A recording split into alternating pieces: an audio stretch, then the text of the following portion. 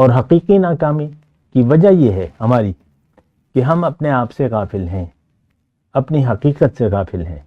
دیکھیں دو چیزیں ہیں، ایک ظاہر اور ایک باطن۔ قرآن میں ہے یہ آیت، میں پڑھ دیتا ہوں۔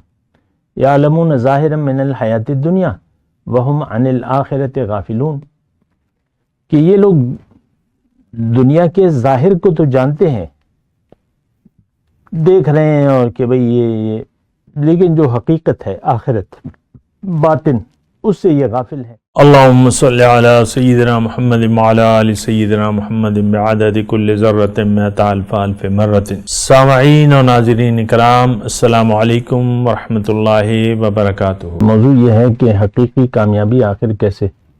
دیکھیں ایک بات تو یہ نوٹ کر لیں کہ جب تک انسان اپنے آپ کو پہچانے نہیں نا، تو پھر کوئی بھی چیز اس کے لیے باطن کی، جیسے کہ آپ نے سوال کیا، تو اس کی کوئی اہمیت، جب تک اس کا اپنے ظاہر پر یقین ہو، باطن کی کوئی چیز اس کے لیے اہمیت نہیں ہوگی اس کی۔ دیکھیں انتہا کیا ہے، حضور صلی اللہ علیہ وسلم مدینے تشریف لائے، اور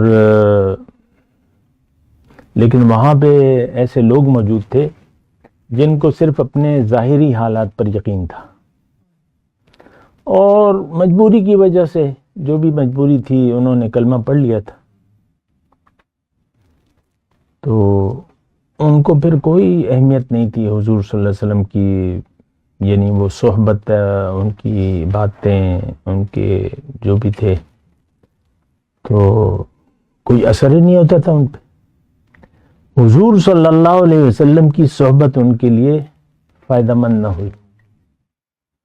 کیوں؟ کہ ان کو ظاہر کا دھوکہ لگ گیا تھا کہ ہم تو یہی ہیں جو کچھ نظر آ رہے ہیں۔ عبداللہ ابن ابی سردار بننے والا تھا حضور کی آمد سے پہلے، تو اس کے ذہن میں بڑائی کا ایک نشہ تھا، جیسے کہ ہم میں سے ہر شخص اپنے آپ کو بڑا تصور کرتا ہے، کم از کم اپنے خاندان کا تو ہم اپنے آپ کو بڑا تصور کرتے ہیں نا، یہ بھی بڑائی ہے نا، کسی نہ کسی انداز سے بڑائی ہمارے اندر موجود ہے، اپنی بڑائی، میرا کہنا مانا جائے، میں اپنے مرضی سے زندگی گزاروں گا یا گزاروں گی۔ عورت کا بھی یہی حال ہے، مرد کا بھی یہی حال ہے، ہر شخص اپنی مرضی منوانا چاہتا ہے، کرنا چاہتا ہے، اپنی مرضی، سر جھکانا یہ ہماری عادت نہیں ہے۔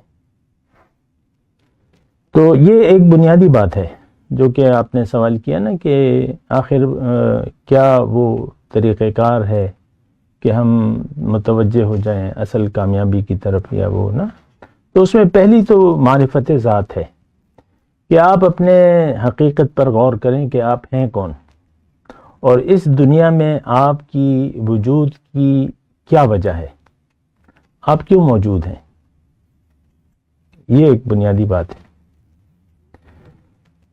تو خلاصہ کلام یہ ہے کہ جب تک انسان اپنے ظاہر کے دھوکے میں مبتلا رہے گا، اس کے لیے باطن کی کوئی اہمیت نہیں ہوگی، ذرہ برابر، جیسے کہ آج دین ہمارے لیے ذرہ برابر اہمیت نہیں رکھتا،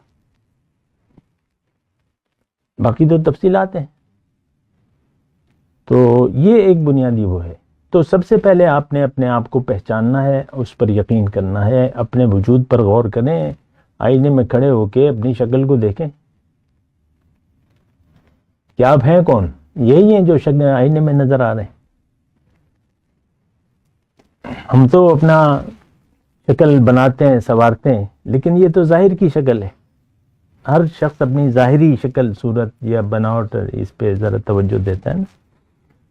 تو یہ ایک بنیادی بات ہے، یعنی ہماری ناکامی کی بات تو کامیابی ہے نا، حقیقی کامیابی، اور حقیقی ناکامی کی وجہ یہ ہے ہماری کہ ہم اپنے آپ سے غافل ہیں، اپنی حقیقت سے غافل ہیں۔ دیکھیں دو چیزیں ہیں، ایک ظاہر اور ایک باطن۔ قرآن میں ہے یہ آیت، میں پڑھ دیتا ہوں۔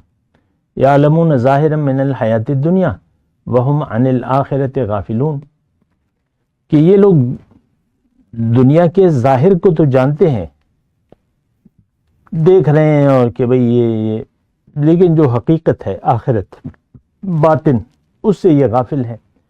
تو جب تک انسان، میں اس کی وہ آخر کیسے کی میں بتا رہا ہوں، کامیابی حقیقی کہ آپ اپنی ذات سے سفر شروع کریں. معرفت ذات کتابوں میں بڑی اس کی خود شناسی ہے، خود شناسی کے الفاظ ملتے ہیں ہمیں، اپنی پہچان اپنی. تو اس سے آپ شروعات کی جائے ہر انسان کے، دیکھے کہ میں ہوں کون. میں نے آپ کو کہا آئینے میں کھڑے ہو کے دیکھ لیں، کیونکہ آپ کو تو اپنی شکل ایسے نہیں نظر آئی نا. کتے بلی یا دوسرے انسانوں کو تو آپ دیکھ رہے ہیں، اپنے آپ کو تو آپ دیکھ بھی نہیں پاتے. آپ آئینے کے سامنے کھڑے ہوں کہ یہ ہستی، اس کو کس نے بنایا ہے اور کیوں بنایا. تو اس سے شروعات، جب تک ظاہر کا دھوکہ لگا رہے گا آپ کی کامیابی مشکل ہے. میں نے آپ کو مدینے کے منافقوں کی بات کی نا، یہ ایک بڑی وہ ہے، یعنی آپ سوچیں اس بات پہ. کیوں؟ آخر کلمہ پڑھ لیا، حضور کے ساتھ نشستیں ہو رہی ہیں، نمازیں ہو رہی ہیں، روزے، بڑی بات ہے نا. خیر القرون میں یہ ایسے لوگ موجود تھے، بہترین ضمانت، اس میں ہم جیسے لوگ موجود تھے جو صرف اپنے ظاہر پر یقین رکھتے. تو ظاہر پہ جتنا بھی آپ کو ظاہر پر یقین ہوگا تو اس کا دیکھیں مداوع کیا ہے کہ آپ سوچیں، اپنے وجود پر سوچیں کہ آپ کون ہیں اور کیوں ہیں. دو سوال. کیا آپ عام مخلوقات کی طرح ہیں، جانوروں کی طرح ہیں؟ تو وہ تو آپ کو فوراً پتہ چل جائے گا کہ نہیں، ایسا نہیں ہے. مجھے اللہ تعالیٰ نے قوت اور عقل جو دی ہے وہ کسی کو نہیں دی. تو یہ ایک بات، مطلب پہلی جو سیڑھی ہے وہ یہ ہے. باتیں تو طویل ہیں لیکن جو بنیادی بات ہے میں کر رہا ہوں. جب تک انسان ظاہر کے دھوکے میں مبتلا رہے گا اس کو دین کی کوئی پرواہ نہیں ہوگی. بس یہ ایک جملہ ہے، اس پر غور کریں آپ، چیلنج کے طور پہ. جبکہ ظاہر تک اس پر یقین ہوگا کہ میں یہی ہوں، تو نہیں، اس کو دین کی کوئی پرواہ نہیں ہوگی. دین کا تعلق تو آپ کی باطن سے ہے، اور اپنے باطن پر آپ کو یقین نہیں ہے. آپ کہہ رہے ہیں میں مرد ہوں، میں عورت ہوں، میں یہی ہوں. بس اس سے پھر آپ کی بات، آپ دیکھ لیں گھر میں جو عورت بیٹھی ہوئی ہے یا جو اس کا میاں ہے، بس اس کی بس دونوں اسی پر خسر پسر خسر پسر خسر پسر، بچے یہ وہ، اور دیکھ لیں گھروں میں کیا باتیں ہوتی. تو ظاہر پہ جب تک میں جملہ بول رہا ہوں، اس میں بڑی یہ اللہ تعالیٰ نے کہا ہے آخرت باطن غافل. تو ایک جو اس کا طریقہ یہ ہے کہ آپ اپنے وجود پر غور، اس پر ٹائم لیں، اسی پر غور کریں. یہ دنیا کیا ہے؟ یہ تفکرون فی خلق السماوات والارض. اللہ نے بتایا کہ مومن جو ہے وہ تخلیق پر غور کرتے ہیں. ربنا ما خلقت ھذا باطلا، پھر نتیجے پر پہنچتے ہیں کہ اے اللہ یہ تو تو نے بیکار عبث نہیں بنائے، اور میرا وجود بھی عبث نہیں ہے، اور میں نے اگر عبث زندگی گزاری تو میں تو دوزخ میں جاؤں گا، ظاہر ہے. تو فقنا عذاب النار. تو سفر کا پہلا پڑاؤ جو ہے وہ معرفت ذات ہے. جب تک انسان ظاہر کے دھوکے میں مبتلا رہے گا، اس کے لیے باطن کی کوئی چیز، دین کا کوئی کام اس کے لیے اہمیت نہیں ہوگا، اور جو بھی اہمیت ہوگی وہ دکھاوا ہوگا. اب ہمارے جو افغانستان ہے اس میں بعض لوگوں نے داڑیاں چھوڑ دی ہیں، جو بھی ہے، لیکن وہ حالات کا جبر ہے، دین نہیں ہے. معصوم لوگوں کو قتل کرنا دین تو نہیں ہے. ابھی یہ جو دھماکے ہوتے رہتے ہیں، یہ مسلمان کو مار رہا ہے. یہ کون سا اسلام ہے؟ کون سا دین ہے؟ ویسے میں ایک بات کروں، یہ تو موضوع پھر الگ ہو جاتا ہے. تو جب تک ظاہر کا دھوکہ ہے تو آپ اپنے اوپر یقین کریں کہ بھئی یہ قرآن کا ایک وہ ہے، ایک ترتیب ہے. یتفکرون یذکرون اللہ قیاما وقعودا وعلی جنوبہم ویتفکرون فی خلق السماوات والارض. اللہ کو یاد رکھتے ہیں ہر وقت، اور پھر سوچتے ہیں زمین اور آسمان کی تخلیق. اب زمین اور آسمان میں تو میں بھی ہوں, صرف زمین و آسمان تو نہیں ہے نا, اس کا تو مرکز نگاہ تو انسان ہے. تو اس پہ آپ غور کریں, اس سے آپ سفر شروع کریں, اس پہ ٹائم لے لیں, پوچھیں, پڑھیں, سنیں, اس پر یقین کریں.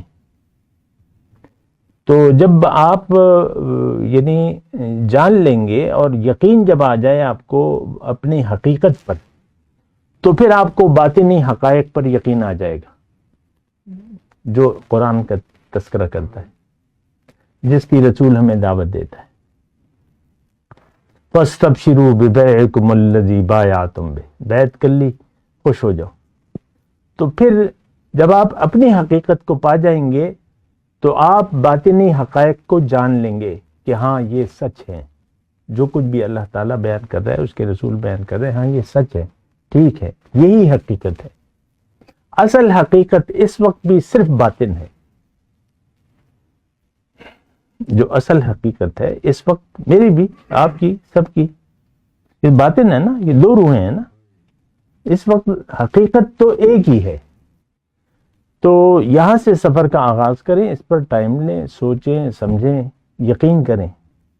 اور یقین کرنے کے لیے پھر ایک الگ وہ ہے کہ وہ کیا ذرائع ہیں کہ ہم یقین کریں, اس کے لیے کیا طریقہ کار ہے, وہ الگ پھر موضوع کر لیں گے. وآخر دعوانا الحمدللہ رب العالمین. مولاي صل وسلم دائما ابدا على حبيبك خير الخلق كلهم.